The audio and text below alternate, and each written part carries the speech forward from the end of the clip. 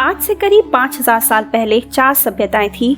Egyptian Nile नदी के पास, Mesopotamian tigris नदी के करीब, सिंधु घाटी सभ्यता सिंधु नदी के इर्द गिर्द और चाइनीज हुआंगहो नदी के पास, जिसमें से सिंधु घाटी सभ्यता तीसरी सबसे बड़ी सभ्यता थी।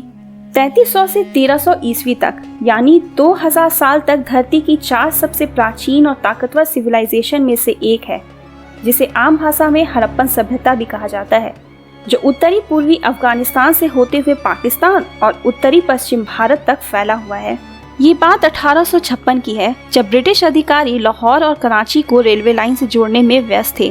तभी इस जगह पर खुदाई के दौरान उन्हें आग से पके हुए ईंटें मिली, जिसे उन्होंने रेलवे लाइन को बिछाने में उपयोग कर लिया। उन्हें क्या पता था कि वो किसी प्राचीन चीज का उपयोग कर रहे हैं। यहाँ तक कि इन हजारों हजार ईंटों को ले जाकर आसपास के लोगों ने अपने घरों को बनाने में उपयोग कर लिया।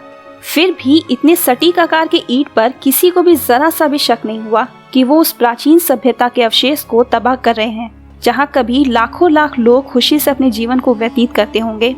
साल 1921 में पुनाच प्रांत में आर्कियोलॉजिस्ट ने यहाँ खुदाई करना शुरू किया और इन अवशेषों को देखकर उन्हें लगा कि उनके हाथ भारत का एक प्राचीन साम्राज्य मौर्य साम्राज्य का एक खंडहर हाथ लगा है।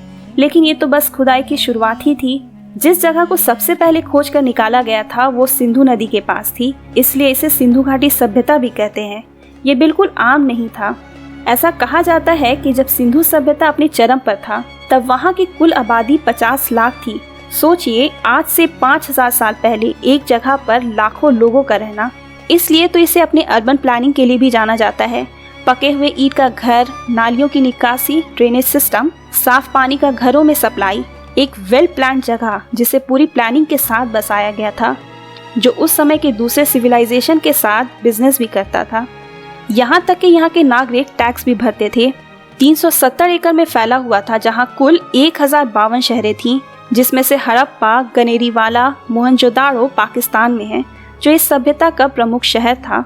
यहाँ के लोग ज्यादातर पशुपालन या खेती बाड़ी कर अपना जीवन व्यापन करते थे। यहाँ रहने वाले अमीर लोगों का घर 3 मंजिला होता था और वहीं आम लोगों का 2 मंजिला, जिसमें आंगन और छतें भी होती थी। यहाँ बहुत ज्यादा मात्रा में चावल की खेती भी होती थी, जिससे मेसोपोटामियन सभ्यता के साथ व्यापार किया जाता था। सिंधु घाटी में एक और दिलचस्प बात यह है कि आज तक इस सभ्यता पर शासन करने वाले किसी भी अधिकारी या नेता का कोई भी सबूत नहीं मिला है।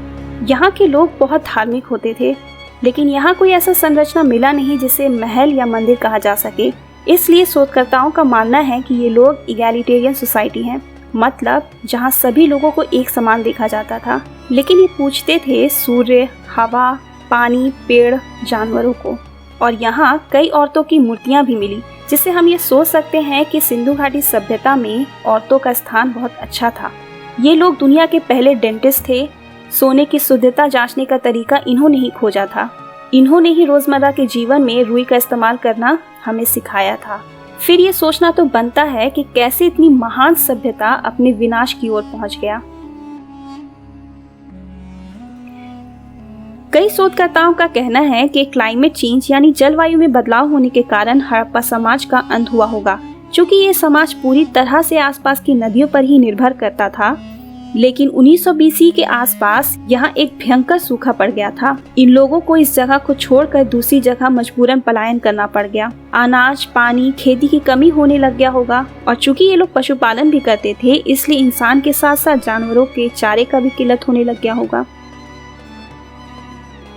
सिंधु सभ्यता के लोग आग का उपयोग बहुत करते थे, जिसके लिए लकड़ियां उन्होंने आसपास के जंगलों को काट कर लाया होगा। इस बीच पूर्व की ओर से आने वाली बारिश और हवाएं को रोकने के लिए पेड़ तो बचा ही नहीं था, और इस वजह से वहां भारी वर्षा हुई। हर जगह पानी ही पानी था। फसल के फसल तबाह हो गए थे और भूख से लोगों की जान चली गई थी। और हो सकता है कि इसी बाढ़ की वजह से सिंधु घाटी सभ्यता का अंत हो गया होगा। इस बाढ़ की वजह से कई जानलेवा बीमारी इस क्षेत्र में फैल गया। इस जगह से मिलने वाले कंकाल ये सबूत देते हैं कि मलेरिया से कई लोग मारे गए थे, जो मच्छरों से फैलता है, और ये मच्छर जमे हुए पानी में ही पनपते हैं, जिससे शहरी क्षेत्र में अर्थव्यवस्था और नागरिक व्यवस्था में बदलाव हुआ होगा।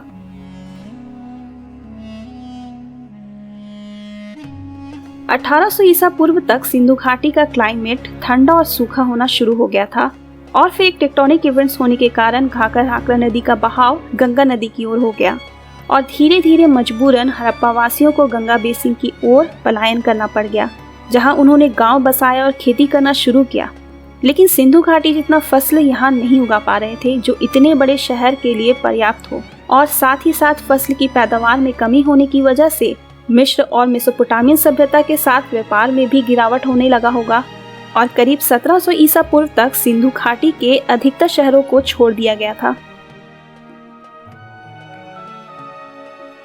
ब्रिटिश आर्कियोलॉजिस्ट मॉर्टिमर व्हीलर का कहना है कि आर्यंस जो कि इंडो यूरोपियन ट्राइब्स थे, उन्होंने सिंधु घाटी पर हमला कर उन्हें जीत लिया था। ऐसा उन्होंने इसलिए कहा क्योंकि 1944 से 1948 तक इस जगह पर खुदाई के दौरान मोहनजोदड़ो में मिट्टी के ऊपरी सतह पर कई लाशें मिली जिसे दफन नहीं किया गया था। मतलब ये लोग युद्ध के शिकार हुए होंगे। लेकिन जैसे ही इस सिद्धांत को सामने लाया गया तब कई सारे शोधकर्ताओं ने इसे ये कहते हुए खारिज कर दिया कि ये लोग किसी युद्ध के शिकार नहीं हुए थे, बल्कि इन्हें जल्दबाजी में दफनाया गया था। वैसे ये सभी केवल एक अनुमान ही है, लेकिन इस महान सभ्यता का नष्ट होने का एकदम सटीक कारण अभी तक नहीं मिल पाया है।